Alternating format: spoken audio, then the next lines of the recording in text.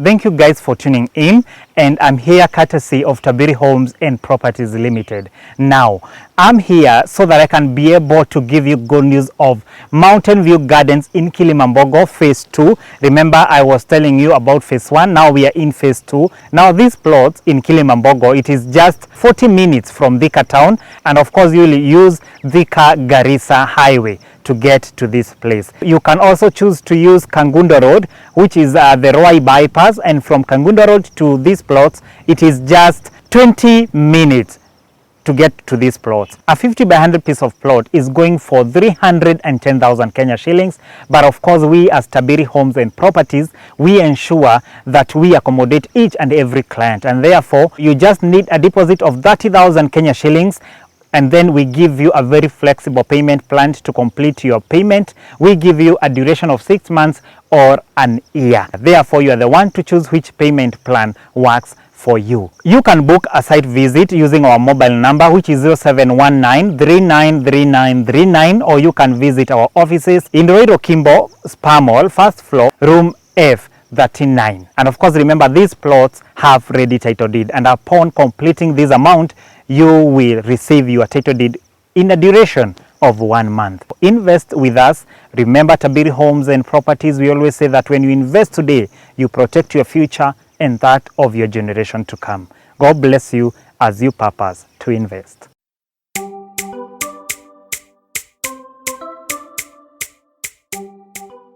Thank you guys for tuning into today's program. My name is Hira Maina, aka Kamuhunja, and this is Kamuhunja Show. And thank you for always supporting this channel, because this is where we come and inform and educate so that we can be able to enlighten our society. And today I'm with the one and the only Apostle Ndura Waruinge, and we will be talking about the state of the nation. And I'm sure the last episode that you have watched, we did say that we have put a comma, and today we are resuming. And I hope that you will enjoy this program. God bless you. How are you, Apostle? I'm fine, my brother. I'm fine, thank you. Have you been? I'm fine. Yeah. I saw you yesterday. You were at Jomo Kenyatta International. You wanted to enter into the airport. No. You know, I did not go. Are you not agency? I'm not agency, by the way. You are a millennial. Yeah, millennial. But what's the difference between what's millennial? Millennial.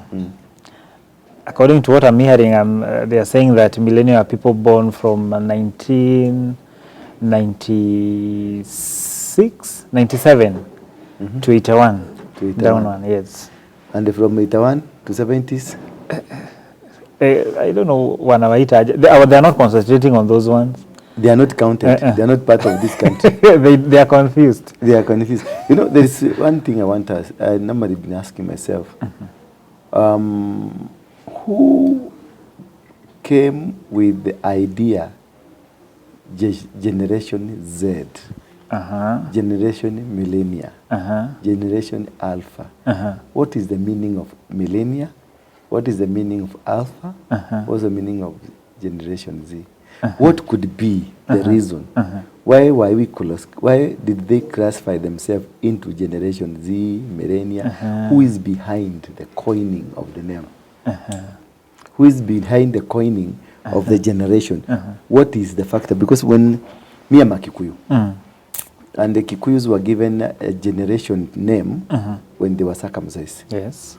Like now, during our circumcision, there were some tribal clashes, and our nickname, according to our generation, was coined based on that time, the season. Every generation has a name coined to the season. Like now, there is a generation that came because of. Do you remember? I know you've heard this when people ate cassava. Yes. Because there was hunger. Yes. There is a generation called cassava generation that came those days. It is in 40s, 30s there. So every generation has a meaning. And this meaning comes from what the current situation, the positioning, and maybe the spiritual alignments. what is this Z? Gen Z. Gen Z. What is this millennia? What is this alpha? Why alpha? And why Z? And see? Who decided they will be named like that? Was it politically motivated or spiritually motivated? So once you understand that, you understand why these boys and these girls are on the streets. You'll be able to understand what is happening in the country. And you'll be able to know exactly who is behind what and why. Everything that you see happening is spiritually motivated. Life is spiritual. The kind of, remember, we started by rejecting the bill.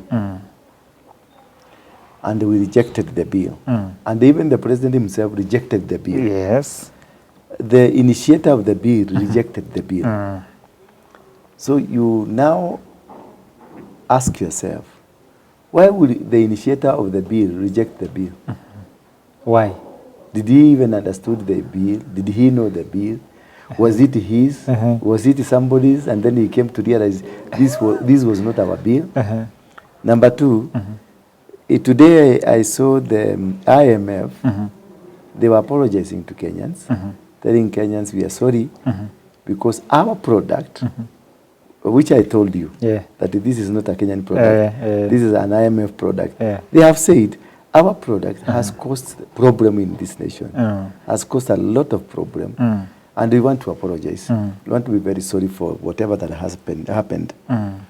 So now bring back Gen Z. And the Ruto has connected Gen Z to Ford Foundation.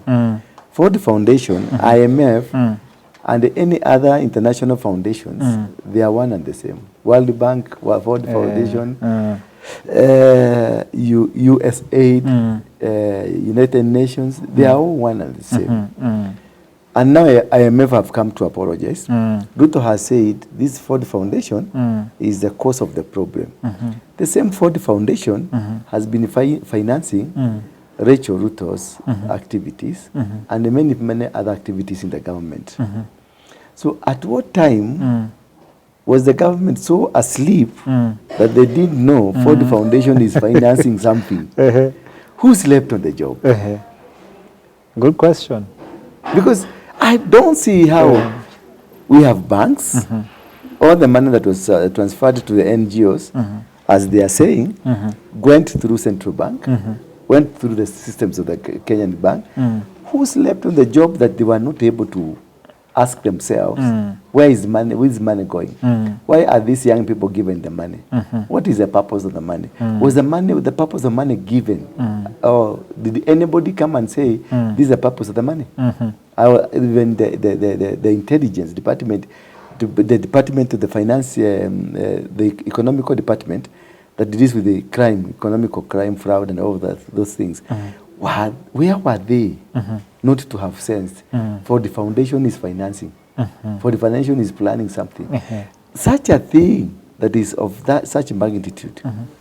Then you come and say for the foundation financed. Whatever that you're seeing could have been financed, could have been pre-arranged, pre-organized 1 year ago. Yeah. Now, the question, the $1 million question. Ford Foundation is said to be financing. The question here is, the finance bill was a June thing. Yes. 1 month thing. That is when they started saying finance bill, finance bill. All of a sudden, within the same month, we have millions of people, thousands of people in the street, all the counties, 47 counties on the street, saying reject the finance bill. And even the political organization planning, it is something planned beyond 2 or 3 months. Does it mean Ford Foundation is so quick with a very powerful machinery that within weeks they were able to organize a nationwide outfit to reject the finance bill? I don't think so, personally. So who is fooling who? So there's somebody who is not telling us the truth. There's some people who are saying it.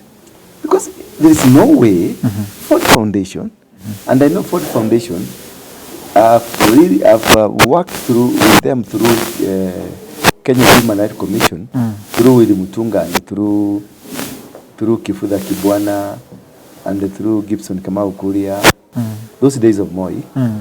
And any money you propose or subject, it must take some time. Sometimes money from for foundations takes 1 year. There's no ready money. It takes 1 year.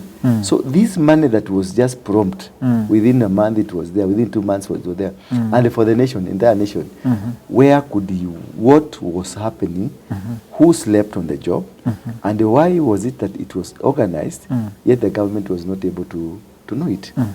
That's question number 2. Another question, why did it take too long for the president to be told it is for the foundation, when we have one of the best intelligence systems in the country? Could be something there. Number 3, question 3 now. Why was the president so in a hurry to disband his cabinet? The Gen Z demanded. Then why was the president in so hurry to reconstitute another cabinet with the same people he disbanded? Yeah, that is a question people are asking. So why? So what was the reason of disbanding? We don't know. What's the reason of putting the same people back? We don't know. What was the reason of interchanging Ndura with Soipan? Yeah, I don't know.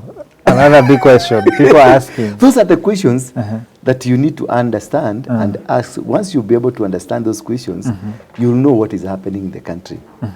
I want us to deal specifically on that Ndura Soipan and the Ndura coming back to defense, and why in such a hurry.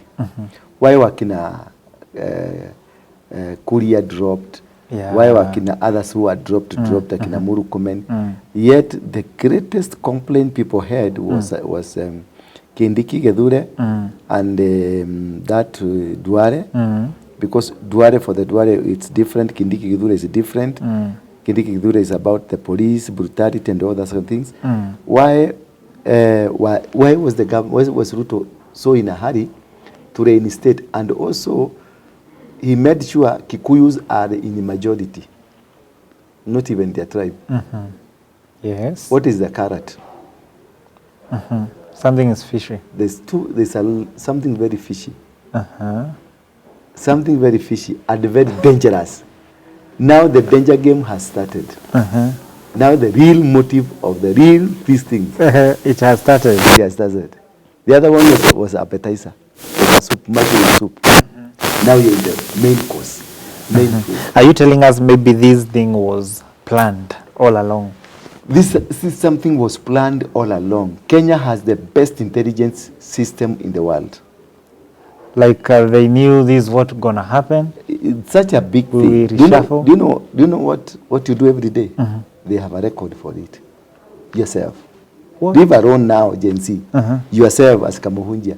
As long as you have something that is influencing, they know every day what you do, where you are, what you are doing. They have turned your phone to be a microphone. They are listening to you. What? Even when you go to a toilet, they will tell you, yesterday you went to this toilet. When you spoke to that girl, they know. What? When you spoke to that man, they know. How? So that's a system. That's why it's called intelligent system. Kenya is one of the best in the world. We are ranked third or fourth in the world. After Mossad, after FBI, after the English one, Kenya comes in. And all the Mossad, the FBI, the CIA, the MI16, they depend on Kenyan intelligence. Wow. Kenyan intelligence is able to sniff something that is happening in Australia. It is the quickest and they quick to respond. So whatever is happening in this country, Kenya, they knew it. They knew it. What the Gen Z, maybe it is the creation of them. What? Number two, number three again, the reasoning, why was Duale retained, Kindiki retained? These are two factors that made Kindiki to be retained.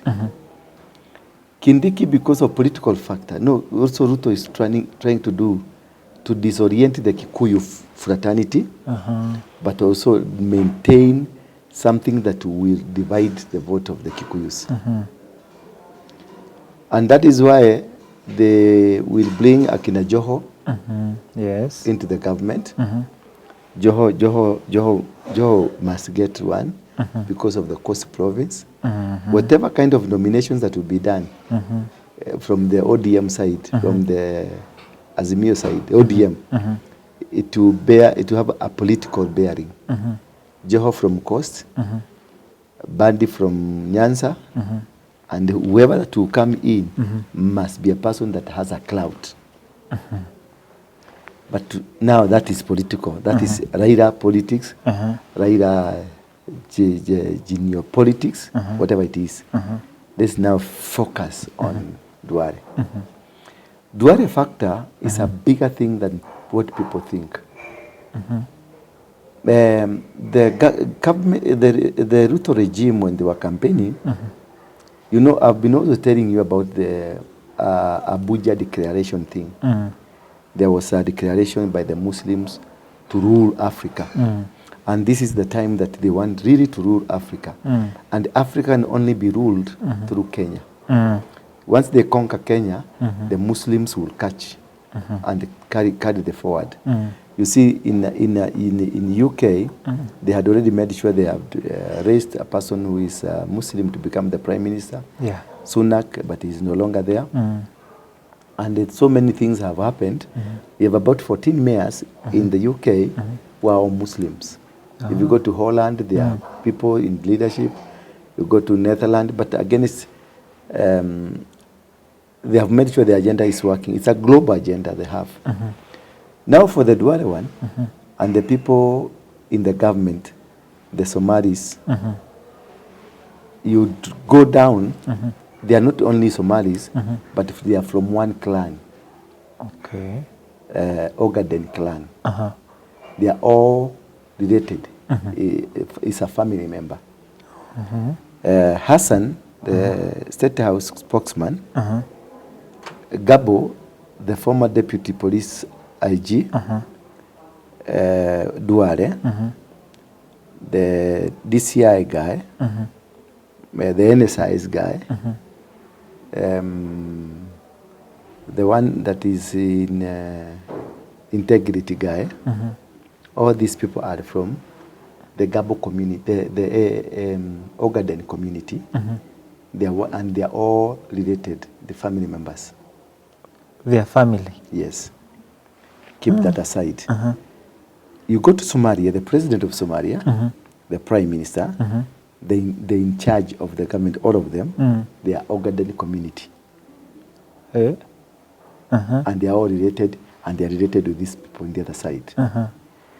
This Ogaden community, they are the one that holding the port of Kismayu and Hargeisa.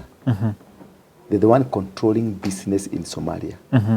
The one controlling powers of Somalia. It is Duale who negotiated for the current prime minister to be the prime minister in Somalia. What?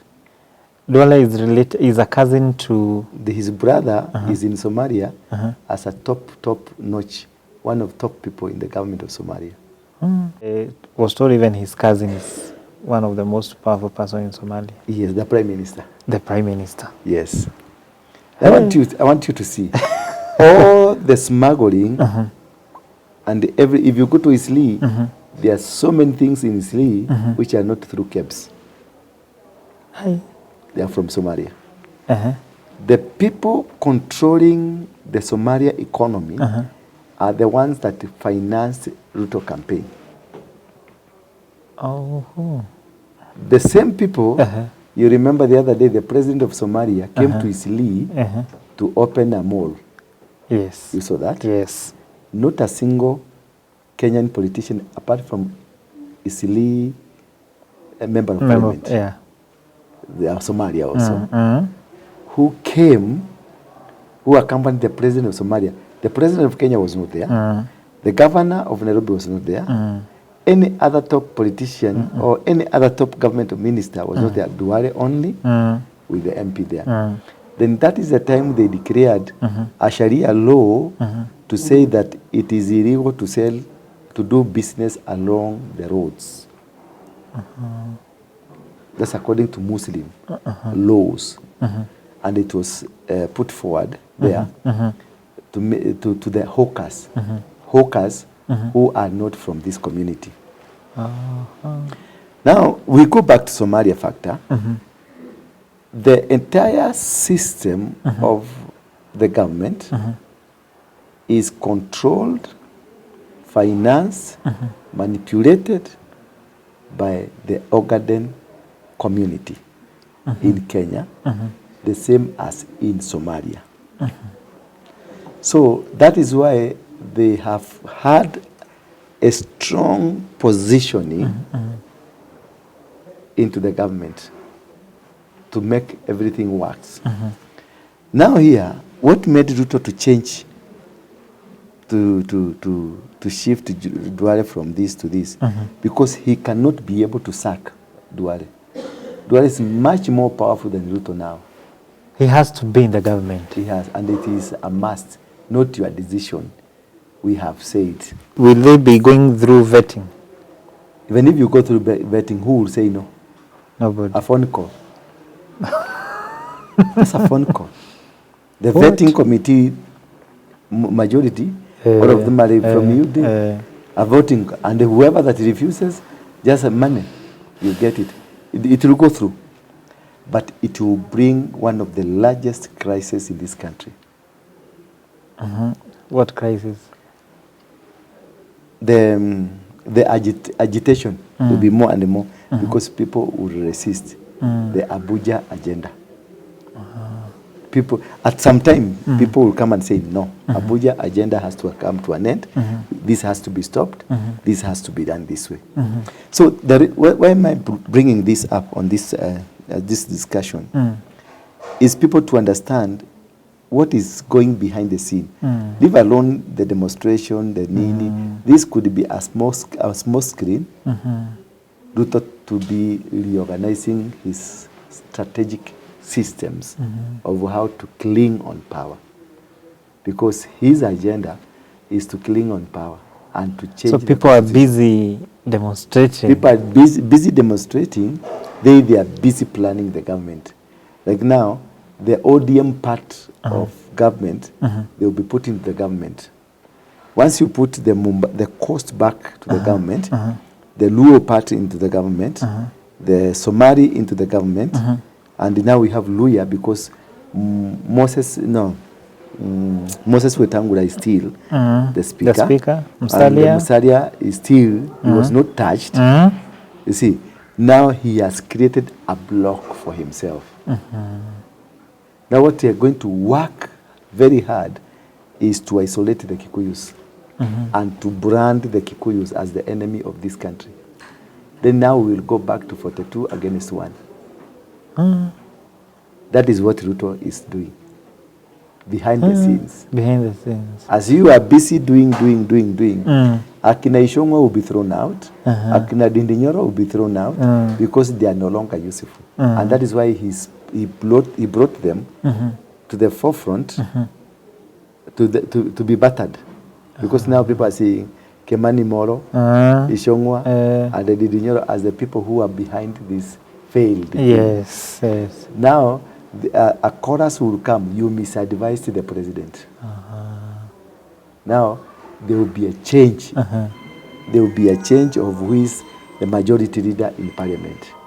There will be a change of who is the chairman of the finance committee. There will be changes will be made. That is why he has given back the ministerials so that he can take away parliament. Once you take away the parliament, you have controlled every system. Now again, they will come to the military. Military, all the deputies, one of the deputy who is any deputy in the military, either in the police, in the army, in the NSS, the deputies are in charge of operations. It is not the IG.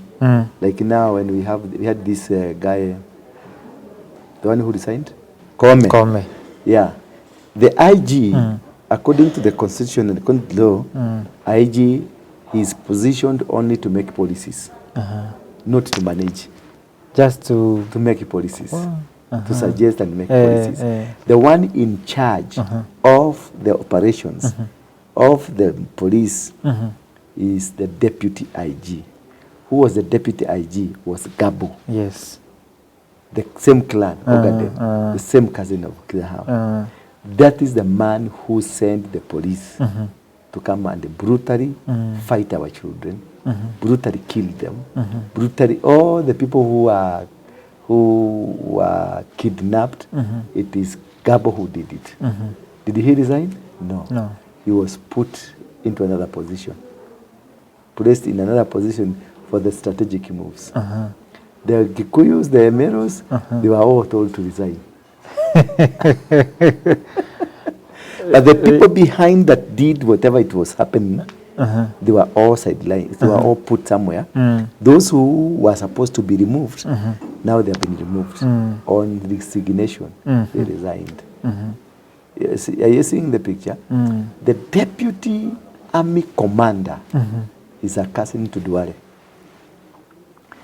Any deputy is in charge of operation. Whoever that is in charge of operation is in charge of guns and in charge of soldiers. He is the one who dispatches. Are you getting? Yes. So even if you are top there, you relay an information to your deputy to dispatch. He is the only one who will decide to where. Helicopters are needed in Kisumu. He will divert them to Garissa. True. Guns are needed in Bungoma. He will divert those guns to Maridari. He has the capacity. And he will tell you things are in control. So that is how strategic it is. That is how planned. Dangerous it is. What you are seeing, you have never seen. What is going to come is more serious. And so I was going through my social media and I saw about Joho. He's from the ODM party, right? Yes. Have we ever seen maybe a government appointing the opposition? Yes. That is a government of national unity. It should now be a government of national unity. It is no longer now a government of one party. It is a government of national. Kibaki did so. Yeah. Uhuru did so. It's a government of national unity. Now, Joho is coming in, Bad is coming in as the party ODM to come and help party UDA to be stable. But now go back, Pentagon. Pentagon was who? Pentagon was Ruto, Joho, Musalia, Uhuru, Balala. Yes, the same team has come back. All of them has come back to the government, the Pentagon. So Uhuru is not Uhuru, in. But you never know who is negotiating behind Raila. You never know whether, because those are two brothers. Raila and Uhuru. Yeah, they are brothers. How would a brother abandon the other brother? Yeah. So this is very technical. Because if indeed truly it is what I'm saying it is true, then when they discovered they cannot be able to bring down Ruto, they decided to join Ruto from the other side. By putting pressure on him, then we bring our people inside. Because Joho is protecting the interest of their family business. Badi will be protecting the interest of Raila businesses. And also protecting, when Raila is being protected, Uhuru is protected. Uhuru is protected. So, some people in Ruto's government had an agenda to go and now start exposing and shaming people who have stashed money outside the country. Do you see that happening now? It won't happen. because they have captured now the government. The state has been captured by the Somalis, the Ogaden community, by the Raila and his machineries, and also by business people who did not want changes. By having the Gen Zs on the road so that they can have a negotiation power. Because the Gen Zs have been running up and down, saying reject, reject, reject, but who is the beneficiary now? Raila is in the government. Yes. And number two, you saw the goons. Yes. They were pro-government. So, and previously they said goons have infiltrated into genuine GNCs. Now, do you confirm who is the owner of the goons? It is Ruto himself. Yes, it is Ruto who was behind the goons. But he was saying that there are people who are... They even said I'm one of them financing the goons, really? the Gen Zs. But now you can see how it has come. This is something that is well organized by some people from another position, and who has organized the whole thing. We think that it is a liberation thing, but we have just put ourselves into dark days of Moi era. And now you see, the Gen Z were talking about the finance bill, reject the finance bill. But even after... Is Jomo Kenyatta International Center? No, is Jomo Kenyatta Airport finance bill? No, but they were saying it was leased. To who? To the Indians. To the Indians. So? So they don't want that. It has been leased. It's Kenyatta family. That's not a property of Kenya. It's a property of the Kenyatta family. They bought it. Really? Yes. So if there's somebody who has leased it, it is not the government. It's the Kenyatta family. But now the question... Through the bank, NCBA, the Jomo Kenyatta was unable to pay bills. Then the bank took it. NCBA. You remember that story? Yes, I remember that time. Even KQ. You remember that story? So, who leased it?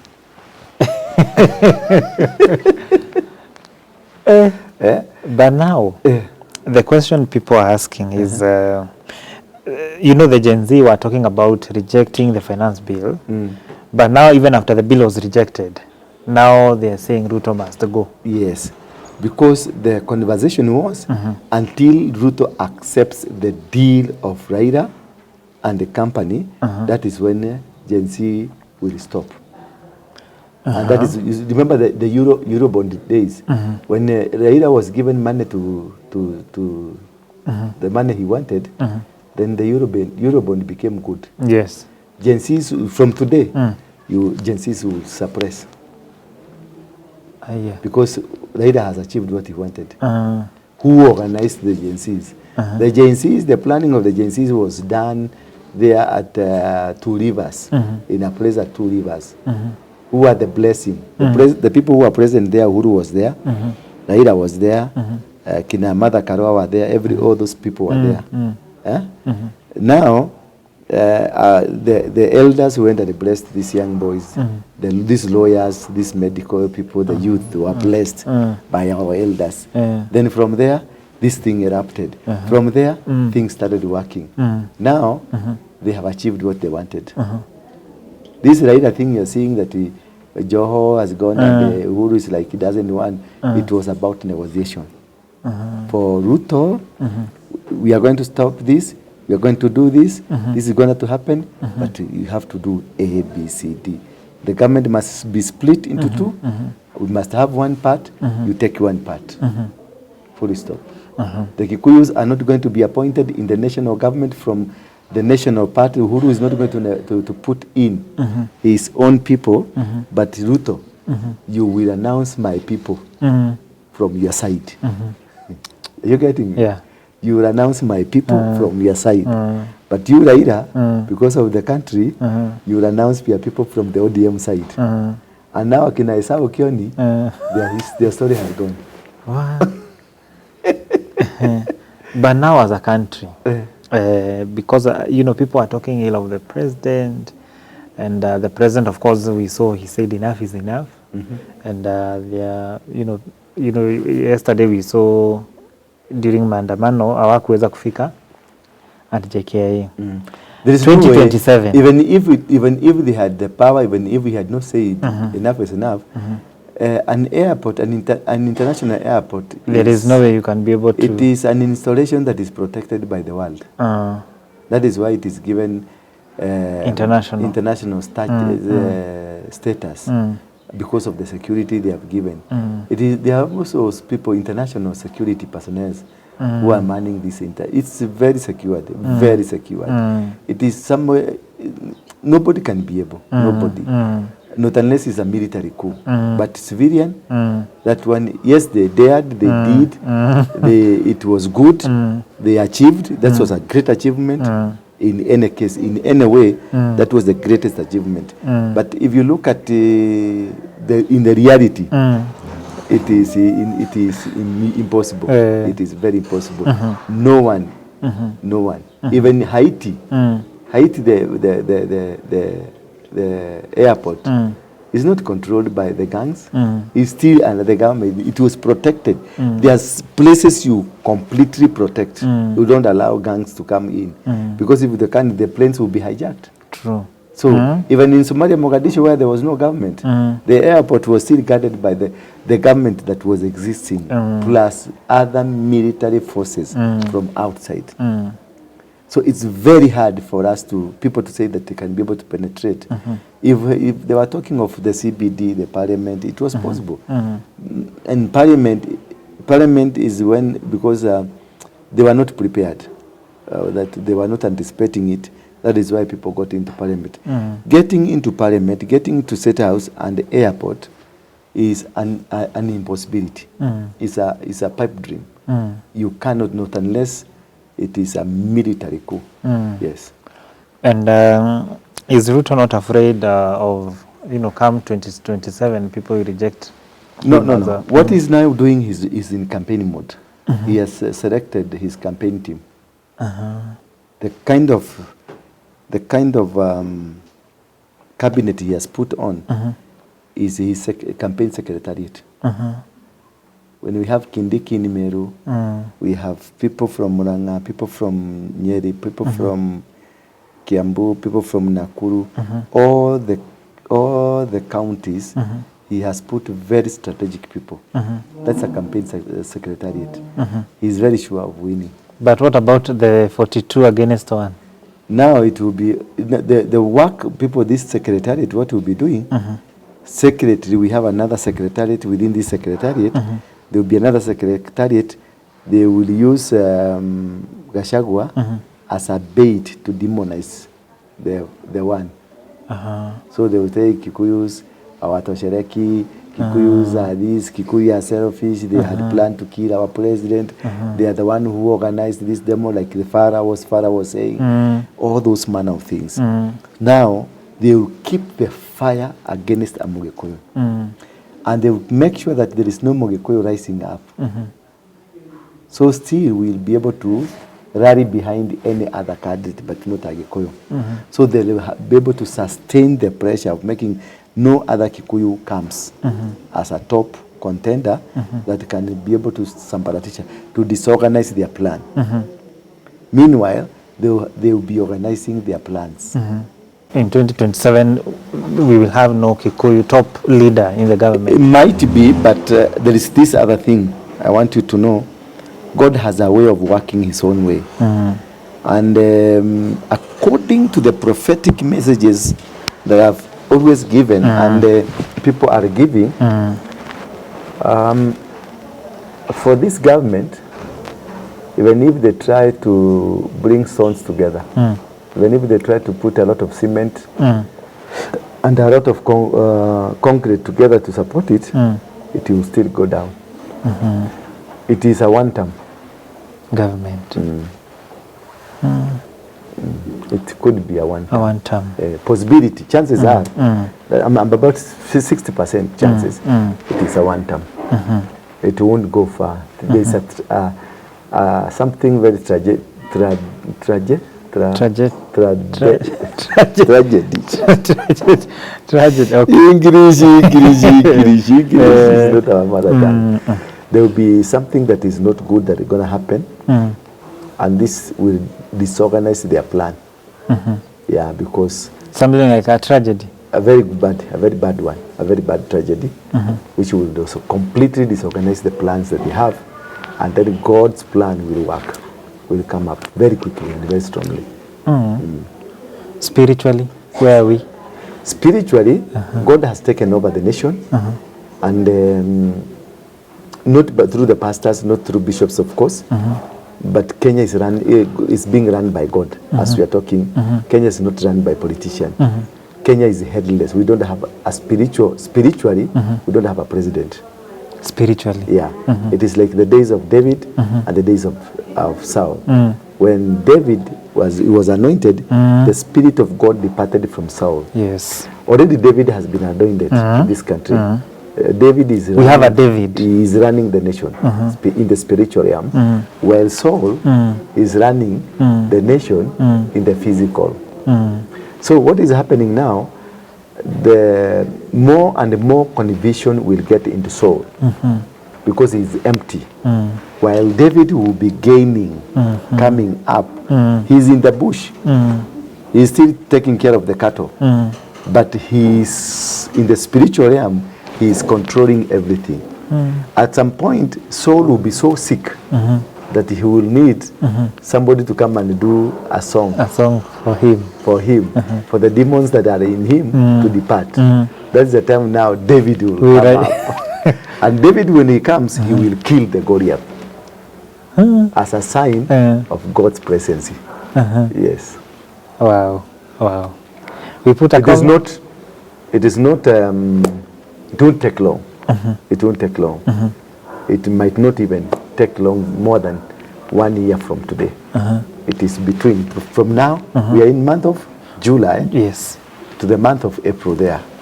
Just as you see, I told you when you are here about what will happen in America. Yes. And it's like you are saying, no, this cannot happen. Yes. Have you seen it happen? I saw it with my eyes. After they tried to do something against Kenya, God did something against them. Exactly. As the king came here to do something against Kenya, God did something against them. Yes. Kenya is not a country you joke about. Kenya is not a country you dare put your legs inside. Kenya is not a country you dare make things the way you want. That is why now the Abuja thing, this week on, it will be so strong.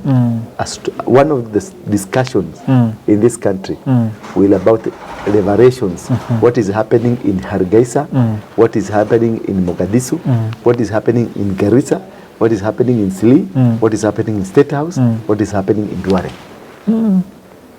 Things will just come up. They will try to suppress people. They will try to come and suppress Ndura Waruinge, anybody, don't speak, don't say this. They will threaten them with taking them to court. But that one will not stop anything. Because Kenya is a nation selected by God for the revival. And the revival was initiated not by pastors, but by the Gen Zs. All things work together for good. Now see, the fire is in Nigeria, the fire is in Uganda, the fire is in Gambia. That is what we call a revival. When the fire goes, and the fire will go to America.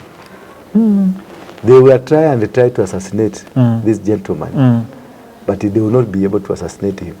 They will be targeting him. They see they have targeted, but God removes this man.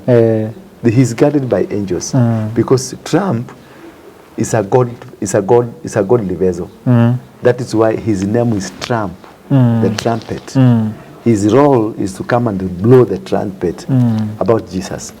When the gun came, after he came back, he said he talked more of God. He's now speaking more of God than of politics. Because America had been carried away by the demonic forces, by one world order led by Obama, our own, and they have been advocating. That is why they called Ruto there, because they wanted the seed of Kenya to help the seed of America, because the seed of Kenya is where Obama has come, and the seed of Kenya is where God is using as a point of contact to the revival. So they wanted to catch the seed of Kenya so that they can be able to suppress it, so that their seed can grow. So what happening? The Trump Now he's speaking more of God. So he will be used to blow the trumpet to destroy anything that these people were doing against Kenya. You see now, people like the great people who are supporting One World, people who are behind Biden to preach and make sure the devil worshipping, LGBTQ, and the One World Order is put in place, they will start running away from Kamala Harris. They will go to Trump. The first person who will do it against Trump, against Kamala Harris, who was forbidden, it is Elon Musk. Elon Musk and the group are the ones that are behind the chips. Yes. So because they know it is imminent, Trump will win it, they will go the other side of Trump to support Trump, so that they will manipulate him to that he will be able to advance the agenda. Are you getting Yes. their agenda? But he will refuse. Then that is the time they will bring him down. They will bring him down when he is a president. Then that is the time there will be civil war in America. After that, there will be a huge civil war. America will disintegrate. Yes. America will just disintegrate for God to rebuild it again. Are you seeing me? Yes, yes. Everything, like Kenya, has to disintegrate. For you to become great again, you have to die. A seed, for it to germinate, to become great, it has to die. Very true. So these seeds must go dying so that we can produce the best seed for God. The gospel of Jesus is going to be preached. The gospel of Jesus will be preached in China, in India, in all over the world, because of the powerful impact that God is bringing. Earthquakes will be there. Kenya, you're going to experience quite a number of assassinations. In America, the same. And in any parts of the world, we'll be having quite a number of assassinations. And these assassinations will be there so that to contain what they have planned, they are put in plan. But at the end of the day, God will prevail. The same thing in Kenya, God will prevail. So many things, so many institutions, some will not work, others will work. Some people will not work, others will work. There will be a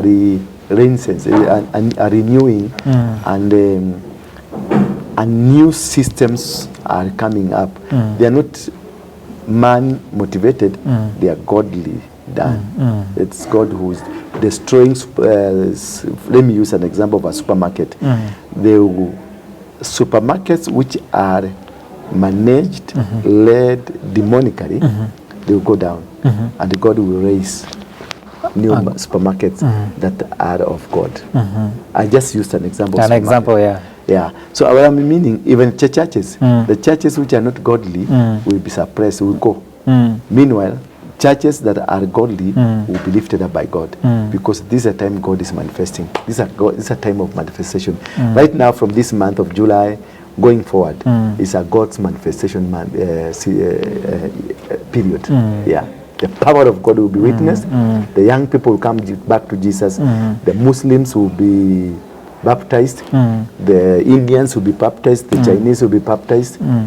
People will come back to God. The people who never believed in God will now start believing in God, because whatever they are going to see, and the Kenya will have cost people. Like now everybody is talking about Kenya.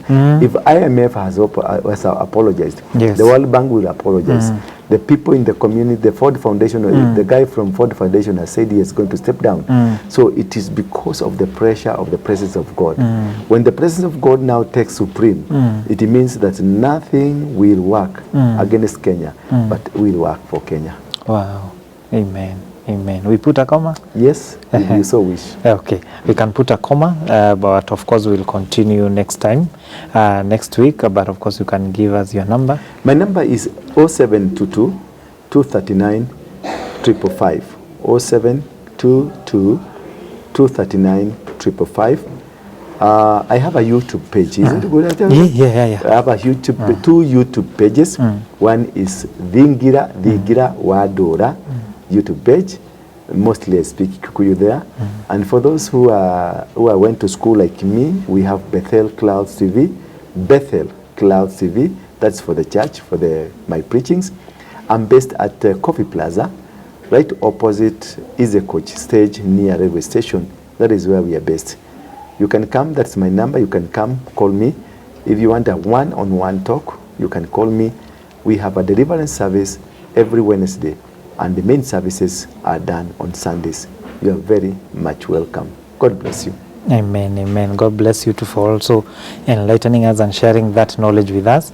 We appreciate you, and may God also bless you. Amen. Amen. Even you, our viewers, wherever you're watching us, thank you for always supporting this channel. May God bless you.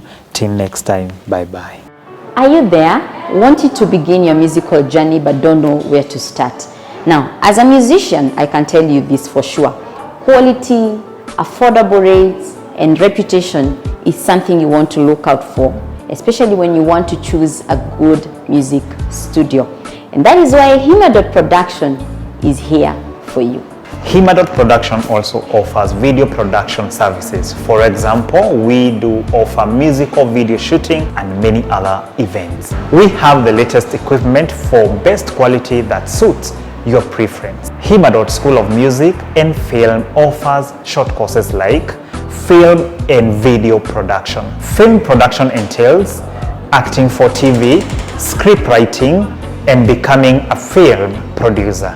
We also have video production courses that entails video production and editing, where you get to learn video production that entails pre-production, production, and post-production. We also offer music production courses. For example, voice coaching. Here is where you get to learn voice projection, you get to understand your vocal range, tonation, and everything else that entails a voice coaching.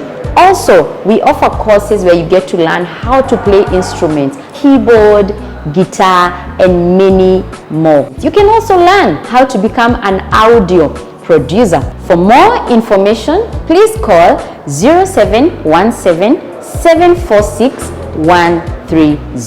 Or you can visit us in Roiro Kimbo along Thika Road Highway, Spa Mall, first floor, room F53. Welcome to Himadot Production, where creativity meets passion.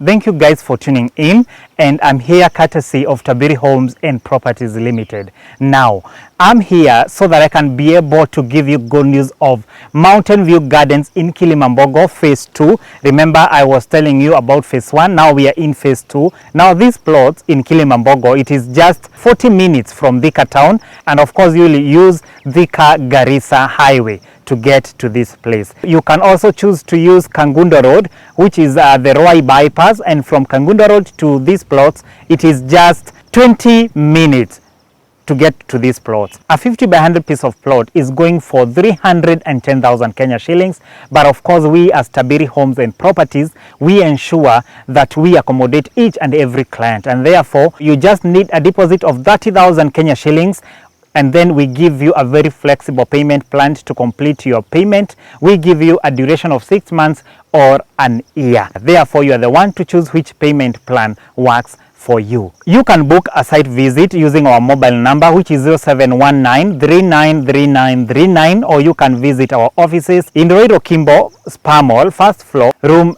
F39. And of course, remember, these plots have ready title deed, and upon completing this amount, you will receive your title deed in a duration of 1 month. Invest with us. Remember, Tabiri Homes and Properties, we always say that when you invest today, you protect your future and that of your generation to come. God bless you as you purpose to invest.